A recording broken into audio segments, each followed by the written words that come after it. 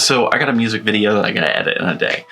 And I thought it would be fun to kind of share a little bit inside the process. Obviously, I'm not gonna do everything because this is hours of work, so I'll speed through a few things. But I thought it would be fun to kind of unpack the process, a few things that we did to kind of help make the edit a little bit easier. And in general, just unpack one of the funner things with editing. If I'm being totally honest, I'm doing this to kind of keep myself accountable so that way I can actually hit the deadline and get this thing done. Just to unpack a little bit, you know, we have a project with a client. We've already done a handful of music videos, and they have another song coming up that's releasing in a few days.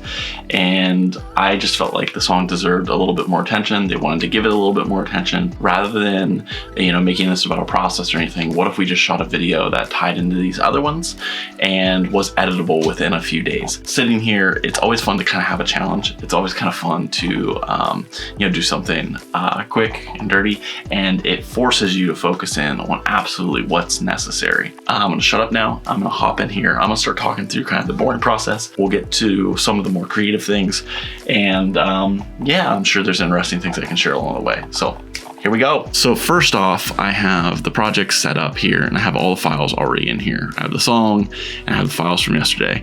You'll see these ones here are normal 23 frames per second. These ones are like our B-roll clips that we shot, and we have a few more here. So the first thing I'm gonna do, we shot on the RED. I like to attach the proxies. We shoot with proxies simultaneously. So I'm gonna go in here, and I'm going to attach proxies. So right here, you'll see the RED files, and then you see the MOV. And because I already have it automated to relink all of these, basically I can hit this and it's going to connect the proxies to all of these. And that's kind of the first step. The other little quirk here that you'll see with RED files, and this is a super boring thing, but it helps with color grading, is if you look here and you click on your proxies, you'll notice that there's a change in color. So we shot on the RED Scarlet Weapon. Other Reds you don't have to do this with, but since I just have the RED Scarlet, it's a little bit simpler of a camera. You kind of have to go in here. You have to go into your source settings, and you have to change this over to a Rec 709. So now when I toggle this, it's the same. So this is gonna be the first boring thing I do, but it's a critical thing, is I'm gonna change all of these to Rec 709.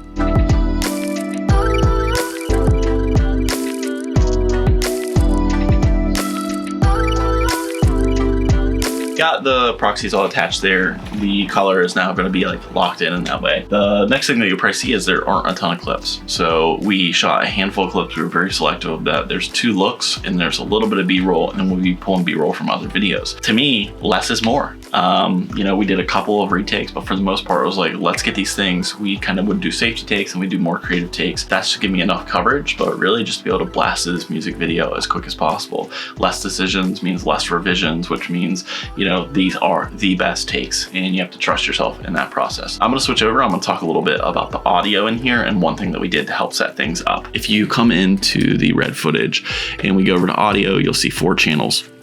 And one thing that's really nice here is we set up the first and second channel to be a 3.5 millimeter jack that was jamming the song in here. So as we were doing every single take, you'll see that this comes in the same way every single time. And you know, you might say, oh, that's not that big of a deal. But one area that you'll run into problems with is drums every single time. Drums are so challenging. You'll see these peaked files, and it's just so different because if you're doing scratch audio, the speaker's really hard to compete with that. Well, we have a consistent layer across all these. So with that, it should allow us to kind of make these multicams really, really fast. So coming back over to this view, I should be able to basically, and realistically, I should be able to go into, let's double check these real quick, make sure they all came in. Yeah, we're looking lovely here. So all of these are our band takes. What I'm gonna do is I am just going to, this is kind of unnecessary, but I'm gonna go to the audio channels, and we're just gonna ditch these last 2 channels. So we only have 1 and 2. So now we'll only see those. And basically I'm just gonna select these. I'm gonna right click. I'm gonna go to create a multicam. I'm gonna go by audio because it should sync off of the audio based off this since it's all jammed in. I should hit this and it should change really, really fast. So should be able to open that in the timeline. And we should see that all of these are synced up super duper quick, super duper simple. And basically what I'm gonna do is I'm gonna select all of these. I'm going to unlink these. I'm going to get rid of all of these. And then I'm going to bring the actual song in. So this will be the hardest thing that I have to do. I do have a click track version, so it makes it a little different getting these lined up.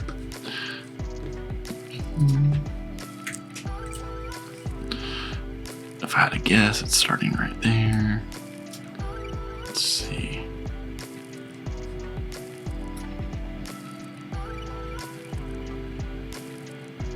Looks like it's a little off.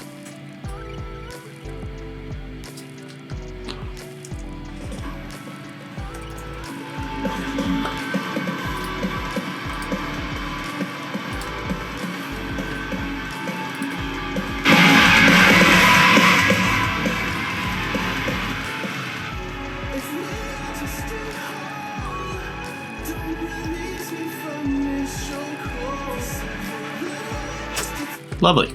Okay, so I'm gonna delete these, and I'm actually just gonna cut right off the edge of right here. Make a hard edge there. Then I'm gonna delete this so everything moves over. And let's just delete tracks, all empty tracks. Go bammo. Okay, we're in good business. We have the base of our first multicam. Okay, next up, so we will 1, 2, 3, 4, 5, 6, 7, 8, 9. We have 9 here, so we'll do the first 4.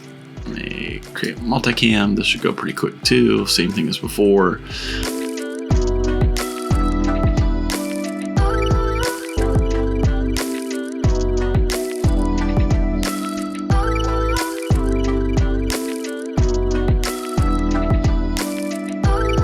I know this is boring stuff, but this is necessary stuff.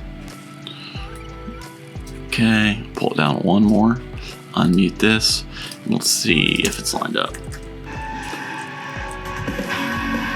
Lovely. Okay, so I'm gonna delete this. Again, we're gonna make a hard cut based off of the audio. We're gonna delete this, we're gonna delete this, and we're gonna move that space over.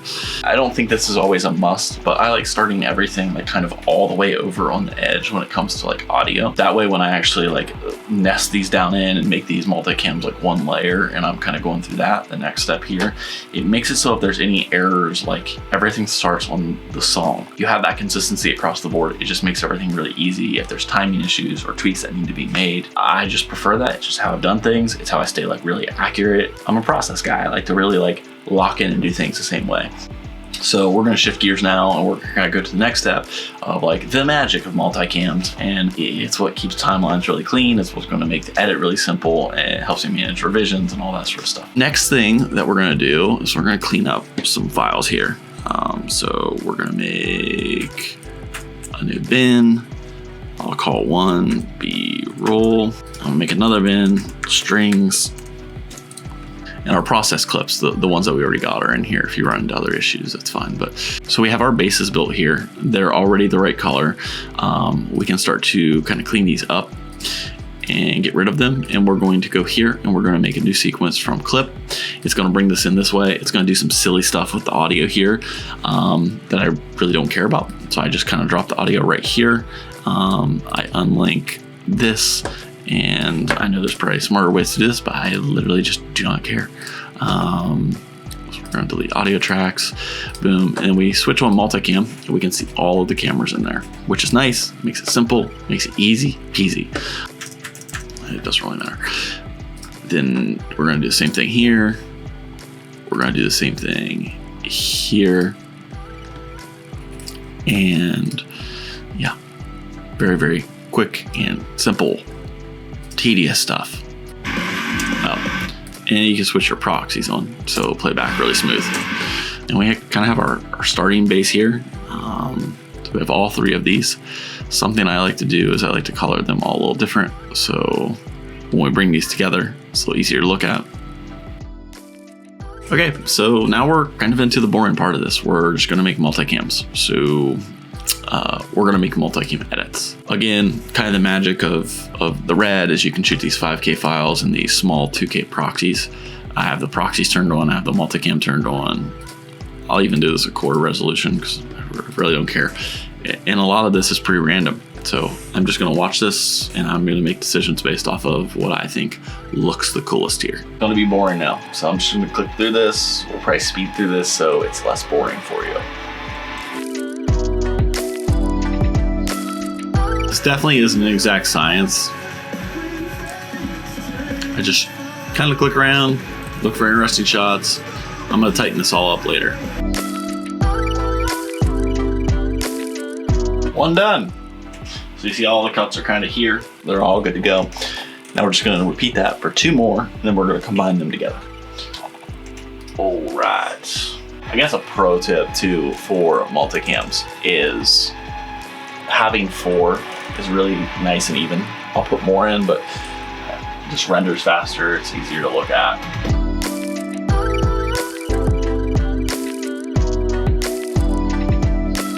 All right, so we got 1 more to go.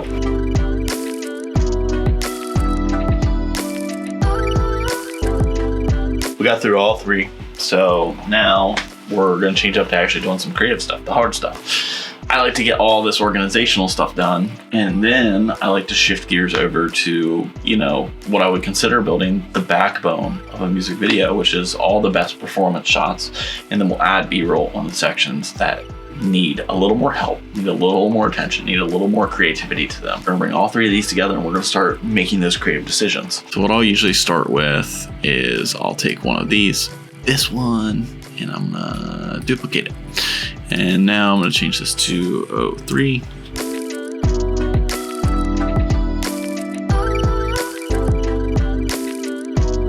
First thing I'm gonna do is I'm gonna bring in a letterbox.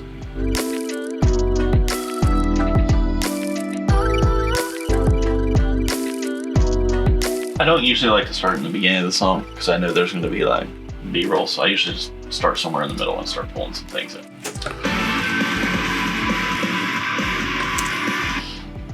Like that clip kind of loses its energy here, so let's see what it looks like to kind of cut into this. Like it gets boring right there. So let's pull this in. You know, just also with multicams, you can use all your numbers to kind of change this. So this was on 5, I had 5, I hit 4, and it changed that. That's how we did it. I don't overcomplicate this. I'm not trying to be perfect. I'm just trying to find things to fill in.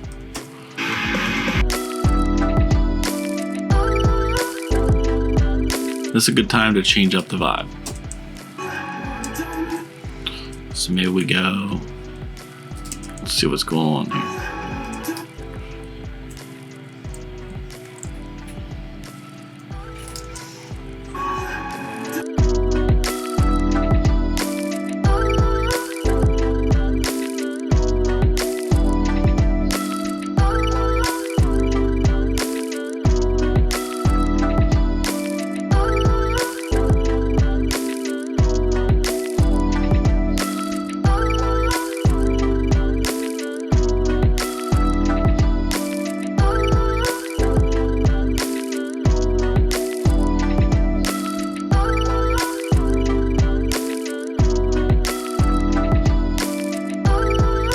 So I wanted to take a second and just kind of like share where we're at with the process.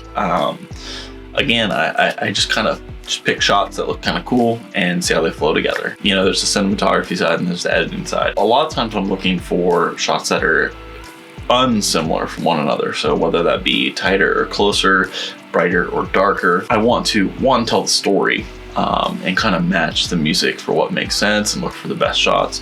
But if you have a really good shot and a really good shot and they feel very similar side by side in terms of like framing or similarity, sometimes it works, for the most part it doesn't. I want to keep interest. I want to make it seem like we're kind of moving around and we're keeping the interest of the viewer. There are always sections of shots that I don't fully love that I also know that I'm going to come back in. I'll probably like throw like B-roll in there to kind of cover up some of those or transition those a little bit more. In general, you know, I like to get a little bit of the timeline. You know, right now we've filled in, I don't know, roughly a minute or so more, put a little bit of time into it. This is a good point where I might watch back through and see if the flow actually feels right. If I want more of something, less of something. This is kind of the repetitive, it's the creative part, but I'm just focusing on cuts right now. I'm not focusing really on effect. I'm just trying to get a good edit. So let's kind of play back and see what we're liking, what we aren't, and yeah, I'll kind of talk through. So just starting off strong, looking for, interesting shots. I like how that comes in. I like how this comes in tighter, a little bit of energy. So I guess I'll share a little bit because this is kind of how my brain works. I don't love this shot. So if we're looking at this drum shot, it feels really cool, but it feels really weak at the same time. Oftentimes, I won't trip up on that. It just lacks energy other than from him. So with this one, I'm gonna give it a little bit more energy. So I'm gonna do zoom out. So I have this preset here that goes from 100% scale to 122%. And we can kind of see a difference. We just add a little bit of that creep out. If you want to be a little more intense, you can do all sorts of different stuff with this if you want to. I usually keep mine very, very simple. So we're starting here at 122. What I think I'm gonna do is I'm gonna actually start at 144. Feels a little bit more powerful now, a little stronger, a little bit more intense. That's what we're going for. I feel the same way about this shot. Drums, I'm a sucker for giving even more energy to. So this is a zoom in to 144. This is gonna change this a lot. Blammo.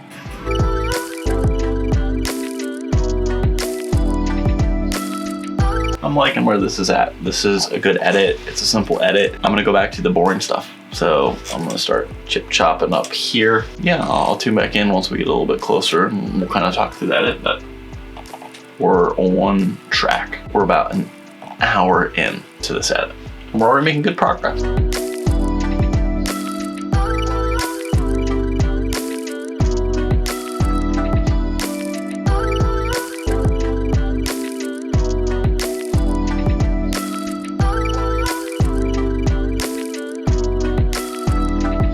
So I guess I should talk through this. I started placing B-roll in this spot in the song.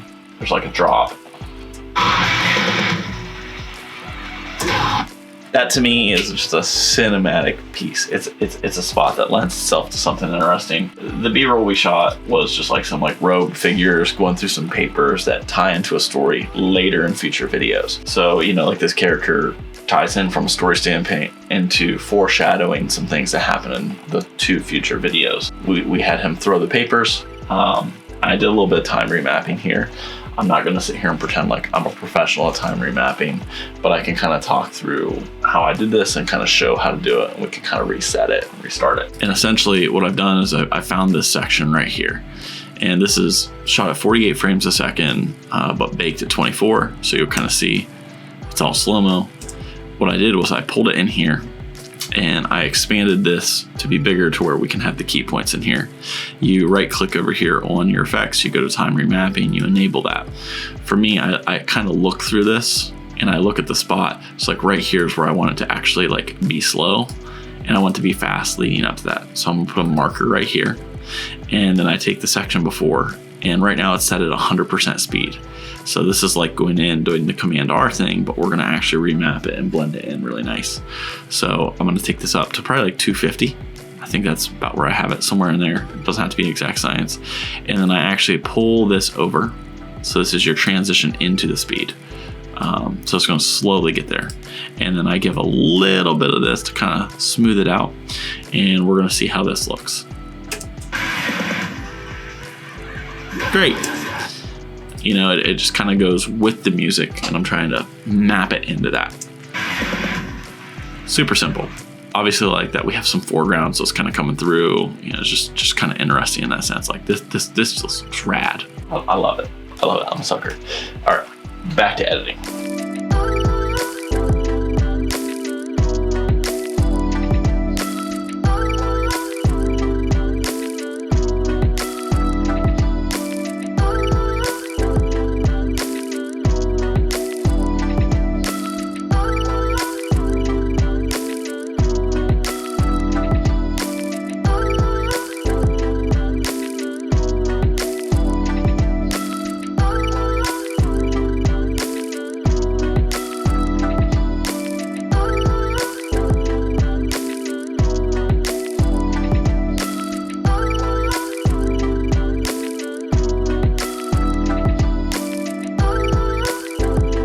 so I've kind of went through the whole edit here. I've started to place some B-roll. We're a few hours in and we have a solid edit here. Backbone is in place, and now it's just kind of figuring out like tightening things up, maybe shortening or tightening. One of the things that makes things look very amateurish is when you show everything. It's like cutting things off before they happen, cutting before they begin.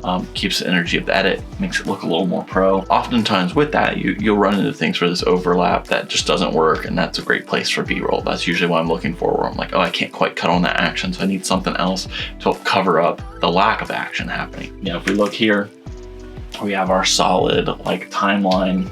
On this layer, I basically have all the band shots, and then I'm going to put all the B-roll on these shots. I have my adjustment layer here. I have my anamorphic like letterbox there. So now we just kind of want to go through and tighten everything up, and I'll try to do my best to like talk through this and make it make sense.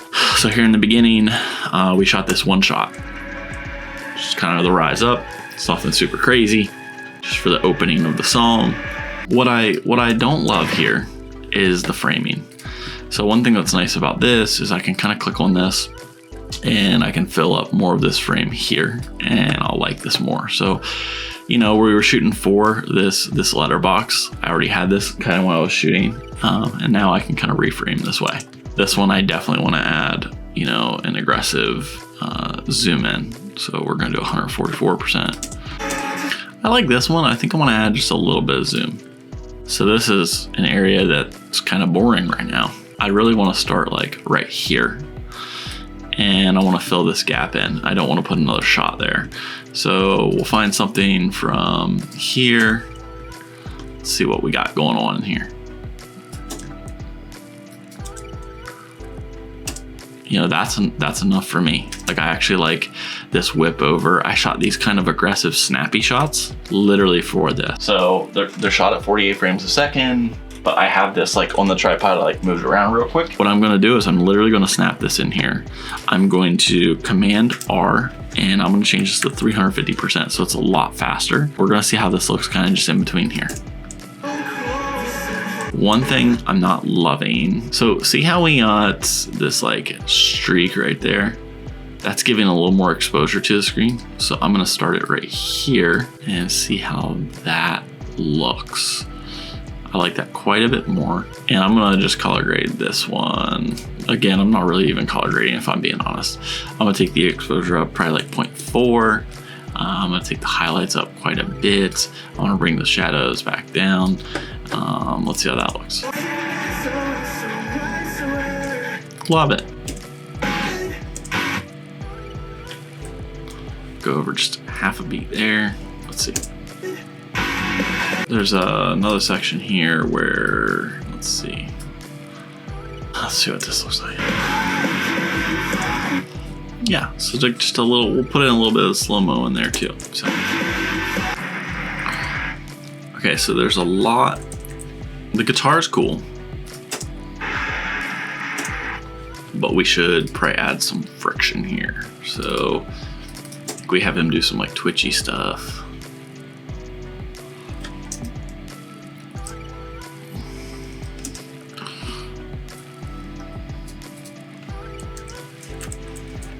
Let's see how that looks. Incredibly fast.